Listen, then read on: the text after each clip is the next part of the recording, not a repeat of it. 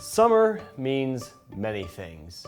Kids out of school, vacations, cookouts, dogs scared absolutely witless by 4th of July fireworks, and of course, the annual struggle not to melt into a puddle while you overheat as you sleep. As of yet, I don't really have a solution for the dogs, but we might be able to help with the overheating. Hello, my name's Ian, this is Sleep Support, and today we're coming in hot with some notes about staying cool. According to a 2023 Gallup poll, because yes, there's a Gallup poll for this, almost 57% of the adult US population overheat at least occasionally while they sleep, with 14% saying that this is an almost constant issue. Unsurprisingly, this has led to innovation and excessive article writing on this exact topic. So, what's to be done? Well, aside from keeping your house at a crisp 32 degrees Fahrenheit, here are a few suggestions.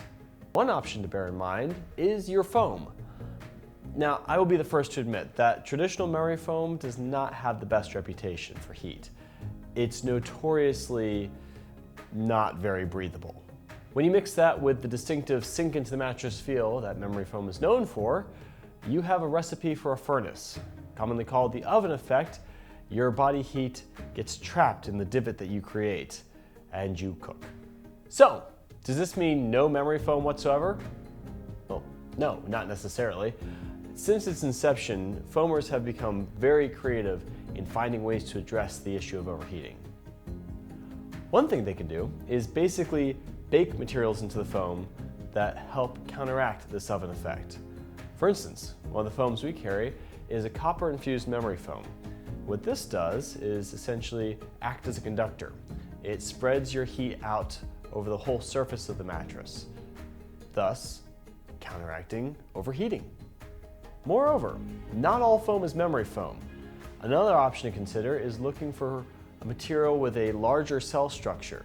And this makes sense, right?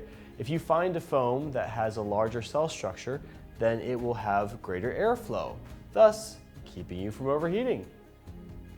Finally, there are topical solutions that can be applied to the foam. For instance, again, going off our personal experience, we often use a material called Cool Coat. It's what's called a phase change material. What they do is spray microcapsules on the top layer of foam. And as the name implies, those microcapsules change phase over the course of the night, depending on your body heat. Overheating? The inside melts down to a liquid. Sleeping cool? It solidifies back into a solid. Of course, there are other options we haven't even talked about. Latex, cooling pads, chilled water systems. There are a lot of different ways to stay cool. But tell me, what's your experience been? Or do you have any questions? We'd love to hear them. Until next time.